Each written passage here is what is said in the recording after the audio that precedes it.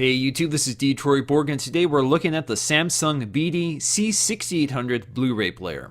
This is currently their most feature-packed Blu-ray player with built-in wireless internet and 3D support. Of course, with internet connectivity, the Samsung player now becomes more of a home theater media hub than a standard Blu-ray player. Looking around the box, you can see reference to some of the features and services available on this player, including Netflix, Pandora, YouTube, Vudu, and much more.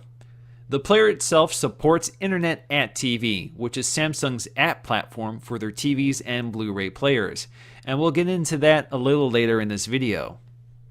In the box you'll find a standard Samsung style remote controller with the standard Blu-ray ABCD buttons, along with a manual, batteries for the remote, and composite cables. No HDMI cable has been included.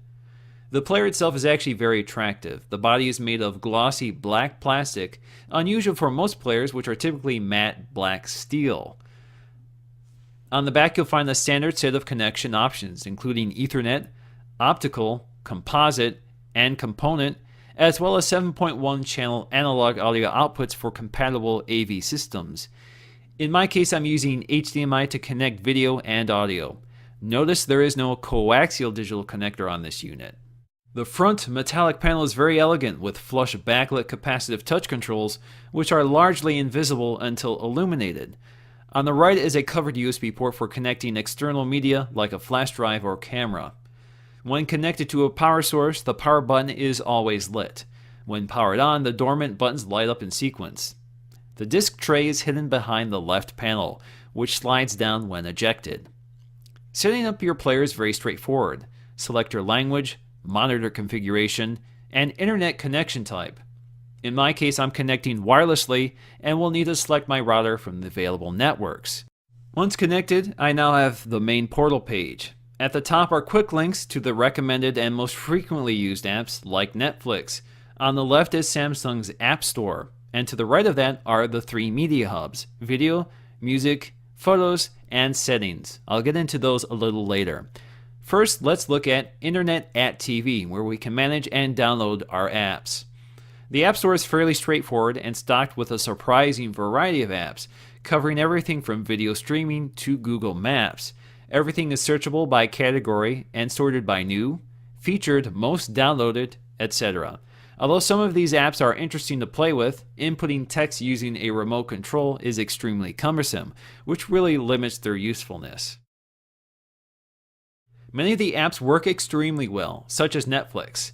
It works just as you would expect. You log onto your Netflix account and you have access to your entire library.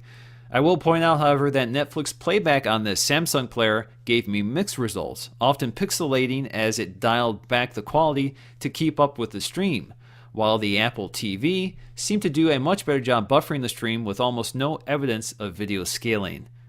Now going back to the home screen and the media hubs I mentioned earlier.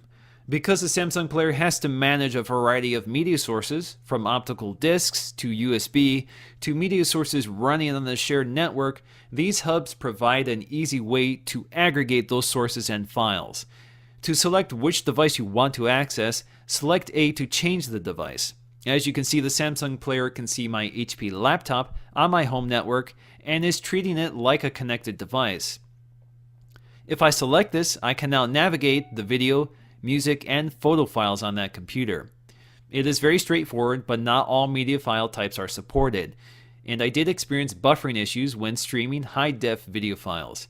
In the end, while this feature is nice to have and easy to use, its capabilities are limited and can't replicate a fully featured media hub software like XBMC.